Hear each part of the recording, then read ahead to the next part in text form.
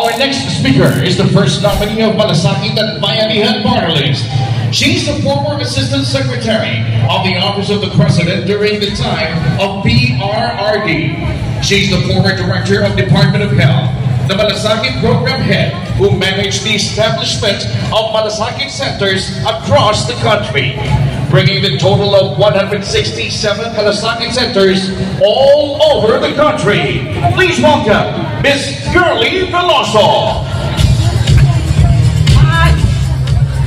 Maayong hapon kanatong tanan. Magandang hapon po sa ating lahat. Ang inyong presensya ay nagpapatunay lamang sa inyong pagmamahal at suporta, Malasakit at Bayanihan sa PDP Senators.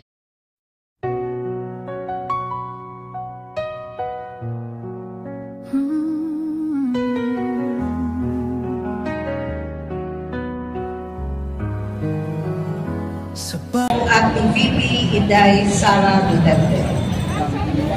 Nandito po ako sa inyong harapan ngayon para magpakilala.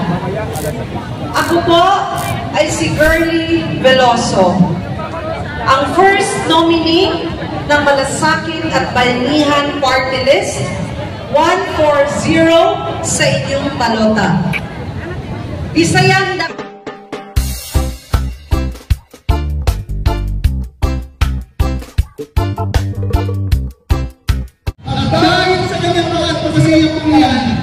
pinag-iitan siya ng administrasyong ito, pinagulong ang pinalasahil. Ikawa, ang lahat ng simulan natin noon, dahilan kung bakit natin siya ipinoto, tila inalis na po ng administrasyon. Ngayon, alam na naman po ang droga sa kalsada. Nakakatakot na naman pong maglakad-lakad. Nababasa po natin sa Facebook, nakikita natin sa news, patayan, saksakan. Pilipinas, Duterte pa rin. Ang tunay na nagmamahal sa atin. Laban niya ay laban natin. Pilipinas, Duterte pa rin. Hindi na nahiya. Yan po ang dahilan kung bakit kami bumabalik sa gobyerno. Ang PG Party List o ang Bisaya Youth Party List. Sino rito mga Bisaya? Taas ang kamay. Mga Bisaya. Pag tayo po ay nanalo, ibabalik natin ang laban kontra droga at korupsyon sa gobyerno. Yang mga pulis, mayor, chairman, gobernador na hindi gagawin ang kanilang trabaho, linisin ang droga at ang kriminalidad sa kanilang lansangan, pakakasuhan, paiimbestigahan at patatanggal natin sa pwesto. At doon po sa Kongreso kung saan nagmumula ang lahat ng mga problema at chismis ngayon, ibubulgar at lalabanan natin sila. At kung hindi sila makikinig sa atin, sasabihin ni BG sa Pilipino ang kanilang ginagawa para sa susunod na eleksyon, hindi na natin sila ibubuo. Mga kapatid, yan lang po ang dahilan kung bakit kami narito. Kung bakit narito si BG. Tapos na po sana ako sa aking karera sa gobyerno. Naabot ko na ang mga bagay na hindi ko iniisip na maabot. Konsihal lang po ako dati ng Maynila. Naging commissioner, naging chairman, at naging kanang kamay ng Pangulong Duterte sa paglaban sa droga. Ayaw ko na po sana. Pero hindi ko po matiis na nakikita ang ating bayan nasasadlak sa kahirapan, krimen at droga dahil sa mga tawiling opisyal at mga opisyal na kurap at akusado sa kapangyarihan.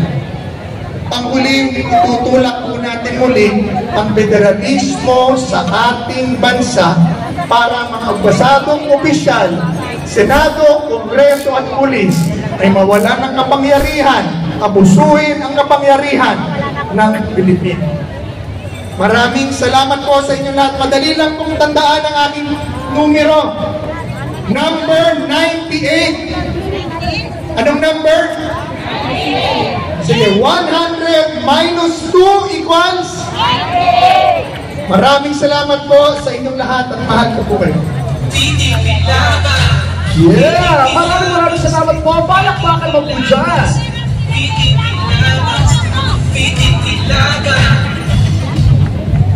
Ay, parang asarap ng kagat nyo, tita. Bakit? Hindi, asarap ng kagat eh. At kumakain na siya ng hopya. Ang sarap ng hopya, no? Oo, masarap yan kung pinabibigay nyo rin. Hindi, mas masarap yung balon. Oh, eto na, napakinggan na natin yung iba. Meron pa tayong mga parating na magsasalita para po ibigay ang kanilang mga plataforma at ang kanilang gagawin. Yes, oo. Napakinggan naman natin yung iba, di ba? Yes. Malinaw ang kanilang mga Oo. plataforma. Yes, kaya naman ito, tuloy-tuloy na natin to. Yes. Huwag na tayo magpapapigil pa. Tuloy-tuloy na Uy, po sino tayo. yan? Bringing home Tatay Duterte. Yes. Tatay Duterte. Malasakit at bayanihan. Malasakit at bayanihan. Malasakit at bayanihan. Malasakit at bayanihan. Number 140 sa balota. Our next speaker is the first nominee of Malasakit at Bayanihan Party List. She's the former Assistant Secretary of the Office of the President during the time of PRRD. She's the former Director of Department of Health, the Malasakit Program Head, who managed the establishment of Malasakit centers across the country, bringing the total of 167 Malasakit centers all over the country. Please welcome Miss Girlie Veloso. Maayong hapon kanatong tanan.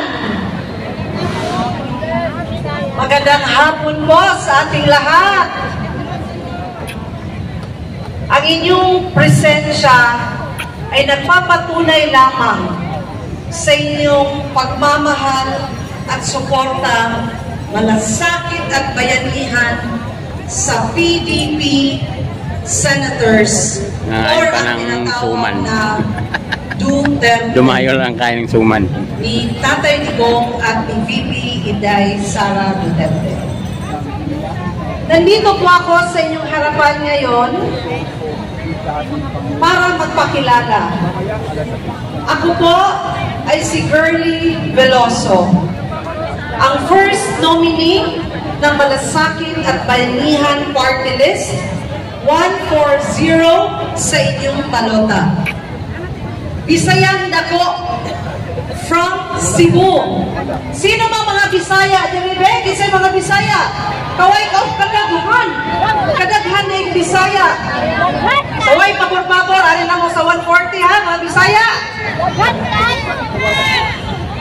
Totoo po yun. Ako po yung Malasakit Program Head. I am the former Malasakit Program Head ng Department of Health. Nagtatag po tayo, ikot po tayo sa buong bansa para magtatag ng Malasakit Centers. We now have 167 Malasakit Centers all over the country. Sino dito ang nag-avail ng Malasakit Centers? Taas ang kamay! Ayun!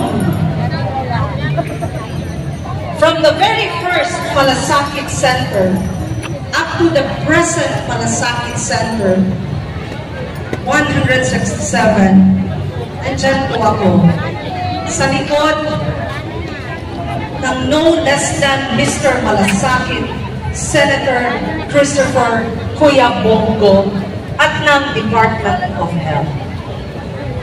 Sa pag-ikot-ikot ko po sa buong bansa, narinig ko, napakinggan ko, gibati na ko ang lahat ng mga hinaing pasasalamat ng bawat Pilipino. At dahil po doon, dahil ako'y naging first nominee ng Malasakit at Bayanihan Party List, tututukan din po natin ang mga hinaing ng mga solo parents, ang hinaing ng mga kababaihan, Walang signal pag ang ganito malaking hinaing ng event. mga inaapi, mga kabataan, lahat po yan, gagawa tayo ng batas para makatulong sa kanilang lahat. Idol po namin, or inspirasyon po namin sa malasakit at bayanihan, si Senator Kuya Bongo. Dahil po, ang vision niya ay more servisyo. Pagbibigyan niyo po kami ng magkakataon, ganon din po ang gagawin namin sa malasakit at bayanihan. Sundin lang po namin ang batas. Gagawa lang po kami ng tama at maggawa ng mga batas para sa bawat Pilipino. Ito po gusto ko lang i-share sa lahat. While I am the former Malasakit Program Head, madaming tumatawag, madaming nag-text, para klaro lang din po once and for all. Kami lang makakapasok doon.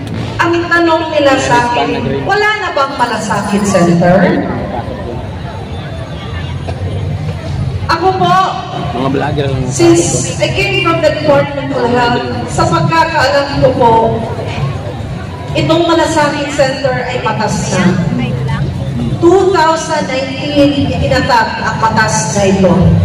Republic Act 11463 or the Malasakit Center Act. So sa pagkakaalam ko po, hindi po yan mawawala.